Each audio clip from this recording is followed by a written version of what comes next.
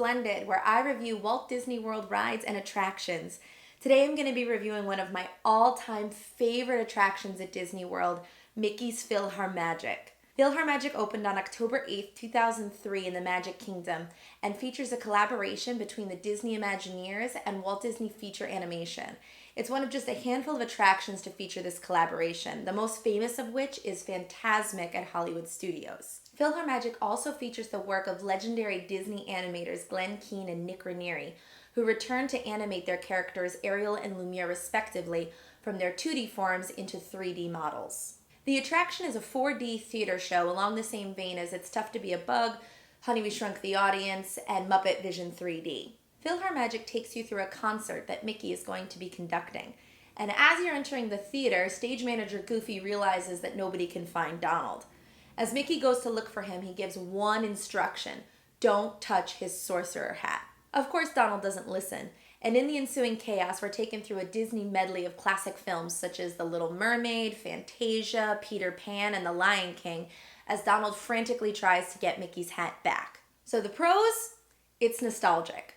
Adults are going to feel like a kid again, and kids are going to be so excited to see Donald interacting with their favorite Disney characters. Unlike Honey, We Shrunk the Audience, which has spiders in it, and It's Tough to Be a Bug, which has spiders in it, PhilharMagic isn't scary at all, so it's perfect for even the youngest of kids. Also, the 4D elements really help enhance this attraction. You've got smells during Be Our Guests, you've got air blasts of champagne bottles popping, you've got bubbles when Donald goes under the sea and meets Ariel, so it really helps you feel immersed in these classic Disney films. And the best part of all, it's a short wait. The longest you're ever going to wait is if you happen to show up just as the show is starting. And even then, it's only a 12-minute long show and you get to wait in air conditioning the whole time. If I were you, I'd actually take some extra time to check out all of the posters in the queue line for the upcoming concerts. They're actually pretty funny. And now for the cons. I can't really think of any. Honestly, this show does exactly what it's intended to do. It takes you through a wave of Disney nostalgia, and it leaves you with that feel-good Disney magic that you come to expect when you go to Disney World. I guess some could argue that this show is boring in comparison to some of the other 4D shows, but if you're not into Disney nostalgia, then just skip this ride. Honestly, if I'm getting very nitpicky about it, I guess the ride could be updated.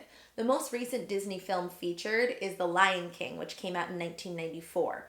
I wouldn't mind seeing Donald train with the Chinese army or have a dream with Rapunzel or, no, maybe I don't want Donald to let it go so much.